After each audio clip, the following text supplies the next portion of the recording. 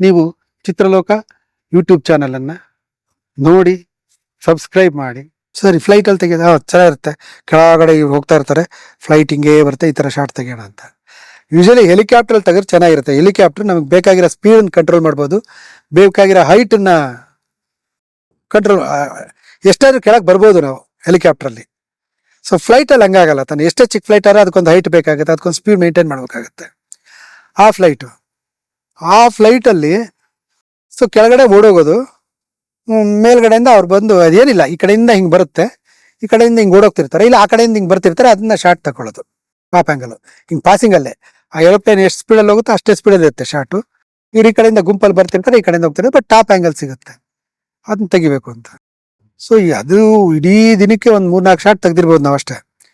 But ಅದು ಏನಾಗದ, ಅವ್ನು ಕರೆಕ್ಟಾಗಿ ಬರ್ಬೇಕಾರೆ ಕ್ಯಾಮ್ರಾಮನ್ನು ಅಲ್ಲೆಲ್ಲ ಒಂದು ಅದ್ರ ಗ್ಲಾಸ್ ಇದಿರುತ್ತೆ ಆ ಫ್ಲೈಟಲ್ಲಿ, ಅಲ್ಲಿ ಕ್ಯಾಮ್ರಾ ಇಟ್ಕೊಂಡಿರ್ಬೇಕು. ಅವ್ನು ಬರ್ತಾನೆ ಕರೆಕ್ಟಾಗಿ, ಇವ್ರು ಕರೆಕ್ಟಾಗಿ ಸಿಕ್ಕರು ಸಿಗದೇ ಇದ್ರೆ ಇಲ್ಲ. ಅವಾಗ ಮಾನಿಟ್ರ್ ಇಲ್ಲ, ಬೇರೆ ಕಡೆ ಕುತ್ಕೊಂಡು ನೋಡಕ್ ಆಗ್ತಿರ್ಲಿಲ್ಲ, ಕ್ಯಾಮ್ರಾ ವ್ಯೂ ಫೈಂಡ್ರಲ್ಲೇ ನೋಡ್ಬೇಕಿತ್ತು ಅವರು. ಸೊ ಒಂದು ಶಾರ್ಟ್ ಆಗೋದು ಇದಾಗಿತ್ತು, ಓಕೆ ಆಗ್ತಿರ್ಲಿಲ್ಲ. ಫ್ಲೈಟ್ ಮತ್ತೆ ಇಲ್ಲಿಂದ ಬಂದು ಅದು ಮತ್ತೆ ಸುತ್ಕೊಂಡ್ಬರೋದು, ಅದು ಸುತ್ಕೊಂಡ್ಬರೋಷ್ಟೊತ್ತಿಗೆ ಇವ್ರು ಓಡೋಗಿರ್ತಾರಲ್ಲ, ಎಲ್ಲ ಹೋಗ್ತಾ ಇರ್ತಾರೆ, ಅವ್ರು ಮತ್ತೆ ವಾಪಸ್ ಬಂದು ಇಲ್ಲಿಂದ ಹೋಗ್ಬೇಕು. ಸೊ ಕೊನೆಗೆ ಏನಾಗೋಯ್ತು, ಇವರು ನಮ್ಗೆ ಆಗಲ್ಲ, ಇಷ್ಟೊಂದು ಸರಿ ಓಡಕ್ ಆಗಲ್ಲ ಅಂತ ಕೆಲವ್ರದೆಲ್ಲ ಡ್ರೆಸ್ ನಾನು ಹಾಕೊಂಡು ಸರಿ ನಾನು ಓಡ್ತೀನಿ ಅಂತಂದು. ಯಾರು ಕಾಣಲ್ವಲ್ಲ, ಮೇಲಿಂದ ಯಾರು ಕಾಣುತ್ತೆ, ಬರೀ ಡ್ರೆಸ್ ತಾನೇ ಏನೋ ಇರುತ್ತದು. ಸೊ ಈ ಥರದ್ದೆಲ್ಲ ಶಾರ್ಟ್ ಮಾಡ್ತೀವಿ. ಅದು ಶಾರ್ಟ್ಗೆ ಹೆಂಗೆ ಪ್ಲಾನ್ ಮಾಡೋದು, ಹೆಂಗೆ ಗೊತ್ತಾಗುತ್ತೆ ಅದು ಬರ್ತಾನೆ ಟೇಕೇ ಮಾಡ್ತಾನೆ ಅಂತ, ಹೆಂಗೆ ಇದು ಮಾನಿಟರ್ ಟೇಕ್ ಅಂತ ಹೆಂಗೆ ಗೊತ್ತಾಗುತ್ತೆ? ಮಾನಿಟರ್ ಟೇಕಿಲ್ಲ, ಅಲ್ಲ ಟೇಕು. ಬಟ್ ಬಂದು ಅವ್ನು ಫ್ಲೈಟಲ್ಲಿ ಬರ್ಬೇಕಾದ್ರೆ ಒಂದು ಲೈಟ್ ಆನ್ ಮಾಡ್ತಾನೆ ಫ್ಲೈಟಲ್ಲಿ. ಆ ಲೈಟ್ ಆನ್ ಮಾಡಿದ ತಕ್ಷಣ ಅದು ಸ್ಟಾರ್ಟ್ ಓಡಕ್ಕೆ ಶುರು ಮಾಡ್ಬೇಕು ಇವರು. ಅವ್ನು ಲೈಟ್ ಫಸ್ಟ್ ಆನ್ ಮಾಡಿದ ತಕ್ಷಣ ಓಡಕ್ಕೆ ಶುರು ಮಾಡ್ಬೇಕು. ಯಾಕಂದ್ರೆ ಅದು ಬರ್ಬೇಕಾರೆ ಎಲ್ಲಿಂದ ಬರ್ತಾನೆ, ಎಲ್ಲಿಂದ ಇವ್ರು ಓಡ್ಬೇಕು ಅಂತ ಎಲ್ಲಿ ಗೊತ್ತಾಗಲ್ಲ. ಸೊ ಇದನ್ನು ನೋಡ್ಕೊಳ್ಳೋದು ನಮಗೆ ಆ ಫ್ಲೈಟಲ್ಲಿ ನೋಡೋದು. ಅವಾಗ ಏನು ಇದು ಮೊಬೈಲ್ ಇಲ್ಲ, ಕಾರ್ಡ್ಲೆಸ್ ಅಲ್ಲಿ ಹೇಳಕ್ ಆಗ್ತಿರ್ಲಿಲ್ಲ. ಆ ಲೈಟ್ ನೋಡ್ಕೊಂಡಿದ ತಕ್ಷಣ ಇಲ್ಲಿಂದ ಓಡೋದು. ಸೊ ಇದು ಇಡೀ ದಿನ ಶೂಟ್ ಮಾಡಿದ್ವಿ ನಾವು. ಶೂಟ್ ಮಾಡಿ ಎಲ್ಲ ಆಯ್ತು, ಏನೋ ಒಂದು 3-4 ಶಾಟ್ ಬಂದಿರ್ಬೋದು. ಸಿನಿಮಾದಲ್ಲಿ ಜಾಸ್ತಿ ಇಲ್ಲ ಆ ಶಾಟ್, ಕರೆಕ್ಟಾಗಿ ಏನು ಪರ್ಫೆಕ್ಟಾಗಿ ಬರಲಿಲ್ಲ.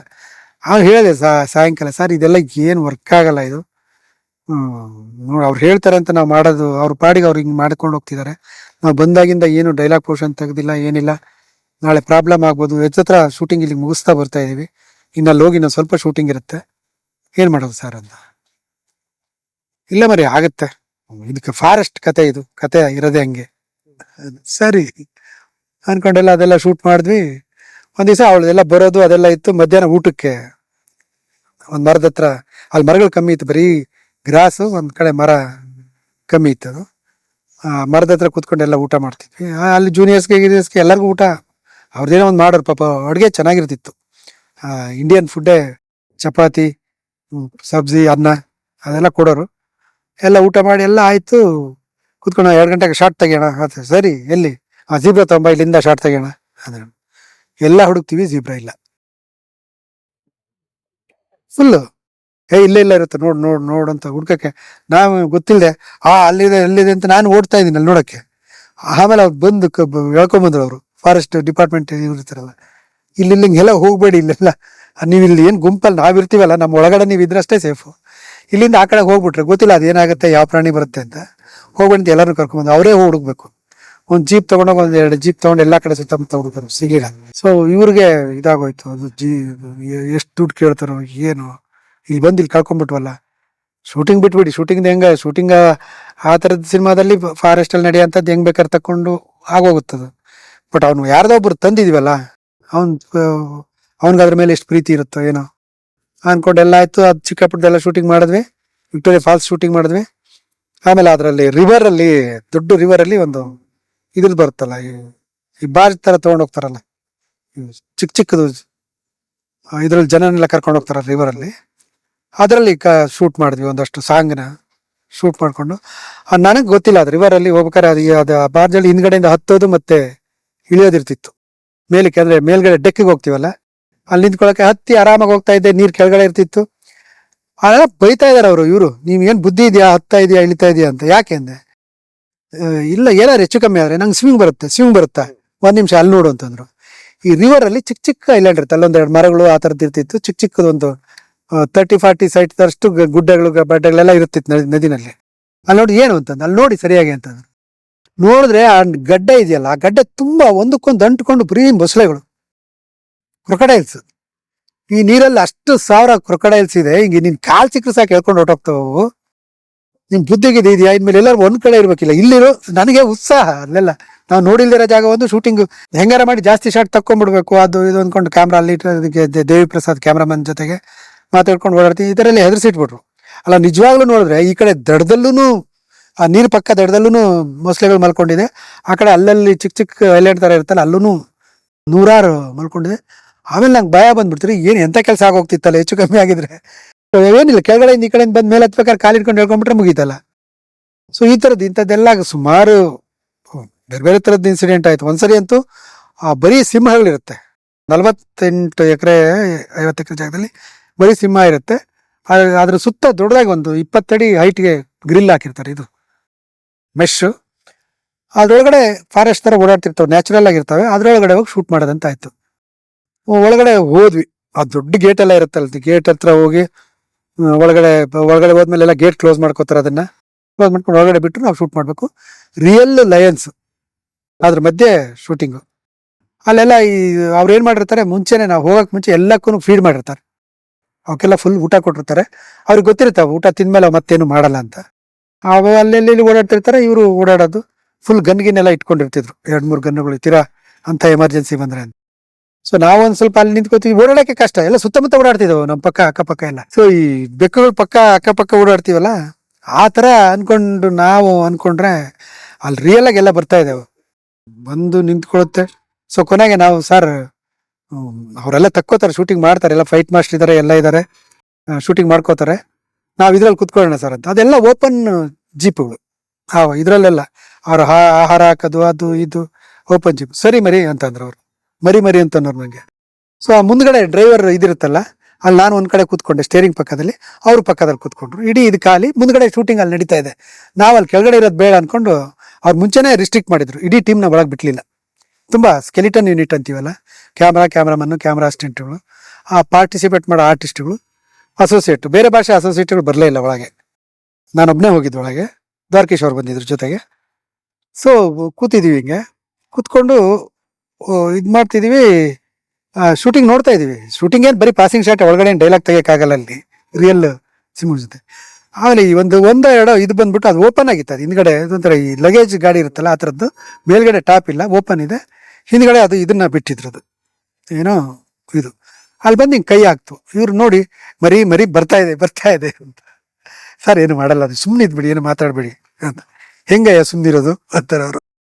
ಸೊ ಆಮೇಲೆ ಅದು ಹಿಂಗೆ ದಡಕ್ಕಂತ ಐತಿ. ಅದು ಗೊತ್ತಿಲ್ಲದೆ ಅದಕ್ಕೆ ಊಟ ಹಾಕ್ತಾರಲ್ಲ, ಮಾಂಸ ತಗೊಂಡೋಗ್ತಾರಲ್ಲ, ಆ ಗಾಡಿ ಅದು. ಅದ್ರಲ್ಲಿ ಮುಂದೆ ಕೂತಿದ್ವಿ ನಾವು.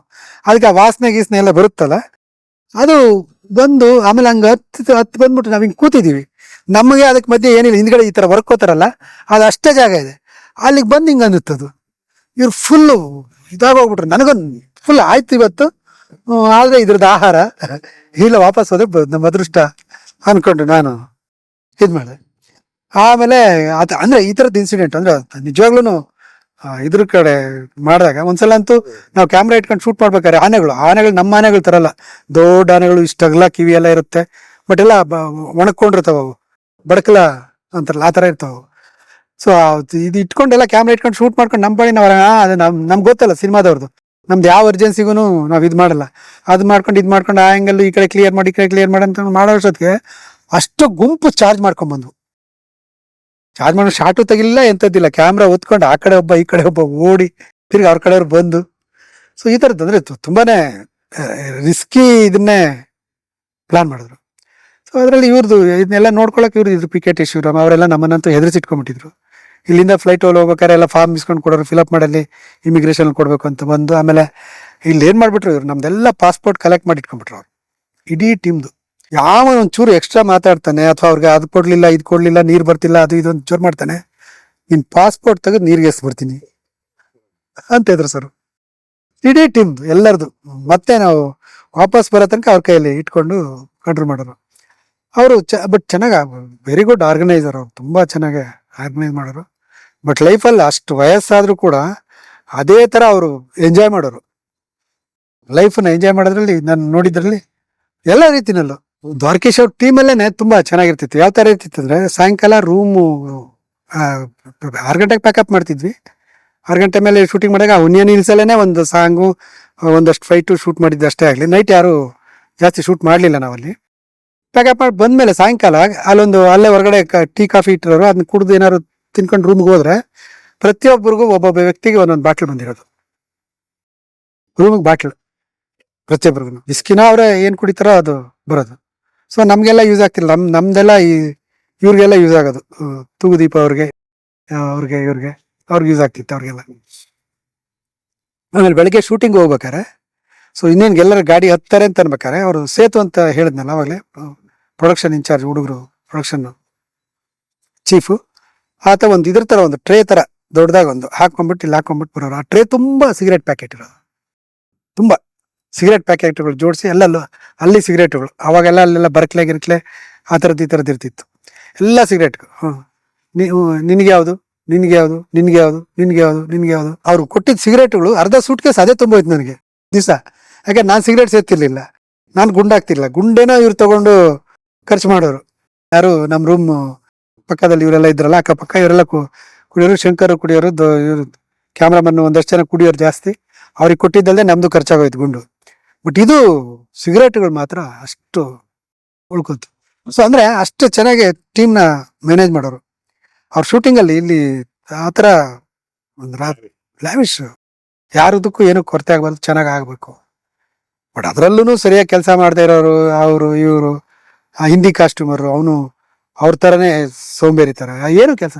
ಈಗ ಒಂದು ದುಡ್ಡು ಖರ್ಚಾಗ್ತಿದೆ ಒಬ್ಬರದ್ದು ಸಿನಿಮಾ ಶೂಟಿಂಗ್ ಅಂದರೆ ಅದೊಂಥರದ್ದು ಹಾವು ಕಚ್ಚಿದಾಗಿನ ವಿಷಯ ಇರುತ್ತಲ್ಲ, ಆ ಥರ ಇರುತ್ತೆ ಯಾವಾಗಲೂ. ಪ್ರತಿ ಕ್ಷಣಕ್ಕೂ ದುಡ್ಡು ಜಾಸ್ತಿ ಆಗ್ತಾ ಹೋಗ್ತಾ ಇರುತ್ತೆ ನಮ್ಮದು, ಪ್ರತಿ ಕ್ಷಣಕ್ಕೂ ದುಡ್ಡು ಖರ್ಚಾಗ್ತಾನೆ ಹೋಗ್ತಾ ಇರುತ್ತೆ. ಶೂಟಿಂಗ್ ಅಂತ ನಾವು ಶುರು ಮಾಡಿದ್ರೆ ಅದನ್ನು ಕರೆಕ್ಟಾಗಿ ಪ್ಲಾನ್ ಮಾಡಿ ಆ ಟೈಮಿಗೆ ಶೂಟಿಂಗ್ ಮುಗಿಸ್ಬಿಡ್ಬೇಕು. ನೀವು ಆಮೇಲೆ ಬೇಕಾದ್ರೆ ಡಬ್ಬಿಂಗ್ ನಿಧಾನಕ್ಕೆ ಮಾಡಿ, ಎಡಿಟಿಂಗ್ ನಿಧಾನಕ್ಕೆ ಮಾಡಿ, ರೆಕಾರ್ಡಿಂಗ್ ನಿಧಾನಕ್ಕೆ ಮಾಡಿ. ಬಟ್ ಶೂಟಿಂಗ್ ಇದೆಯಲ್ಲ, ಅದು 70-80 ಜನ ಇರ್ತಾರೆ. ಸೊ ಎಲ್ಲರದ್ದು ಮೀಟ್ ಓಡ್ತಾ ಇರುತ್ತೆ, ಆವಿನ ವಿಷಯ ಇರ್ದಂಗೆ ಇರ್ತಾ ಇರುತ್ತೆ ಬಜೆಟಲ್ಲಿ. ಸೊ ಅಂಥ ಟೈಮರು ಇವರು ಎಷ್ಟು ಲ್ಯಾವಿಶ್ ಆಗಿ ಏನು ಪ್ಲಾನಿಂಗ್ ಇಲ್ಲದೆ ಸೊ ಎಲ್ಲ ಶೂಟಿಂಗ್ ಶುರು ಮಾಡಿಬಿಟ್ಟಿದ್ದಾರೆ, ಎಲ್ಲ ಇದು ಮಾಡ್ತಿದ್ದಾರೆ. ಬಟ್ ಏನು ಮಾಡೋಕ್ಕಾಗಲಿಲ್ಲ. ದ್ವಾರಕೀಶ್ ಅವ್ರ ಕೈಲಿ ಕಂಟ್ರೋಲು ಏನು ಮಾಡೋಕ್ಕಾಗುತ್ತೆ, ಜಗಳ ಮಾಡ್ಕೋಬೇಕು, ಬಿಟ್ಟು ಓಡಿಸ್ಬೇಕು. ಅಷ್ಟು ದುಡ್ಡು ಖರ್ಚು ಮಾಡಿದ್ಮೇಲೆ ಅದು ಬಿಟ್ಟು ಓಡಿಸೋದೂ ಹೊರ್ತಲ್ಲ ತಾನೆ. ಅಷ್ಟೊಂದು ಲಕ್ಷಗಳು ಖರ್ಚು ಮಾಡಿ ತಡ್ಕೊಂಡ್ರು. ಒಳಗಡೆ ಎಷ್ಟೇ ಕೋಪ ಇದ್ರು ಅದು ನಮಗೆ ಗೊತ್ತಾಗೋದು, ಕೋಪ ಇರ್ತಿತ್ತು, ಶೂಟಿಂಗ್ ಆಗ್ತಿಲ್ಲ ಅಂತ ಅನ್ಕೊಂಡು. ಬಟ್ ಹೊರಗಡೆ ಎಲ್ಲೂ ತೋರಿಸ್ಕೋತಿರ್ಲಿಲ್ಲ ಅವರು. ಸೊ ಏನು ಶೂಟಿಂಗ್ ಆಗ್ತಿಲ್ಲ, ನಮಗಂತೂ ಫುಲ್ಲು ಡಿಸಪಾಯಿಂಟ್ ಆಗೋಯ್ತು ನನಗೆ. 1 ತಿಂಗಳಿದ್ವಿ ಅಲ್ಲ, ಅವ್ರು ಫುಲ್, ಎಲ್ಲರೂ ಫುಲ್ಲೇ ಹೆಚ್ಚು ಕಡಿಮೆ.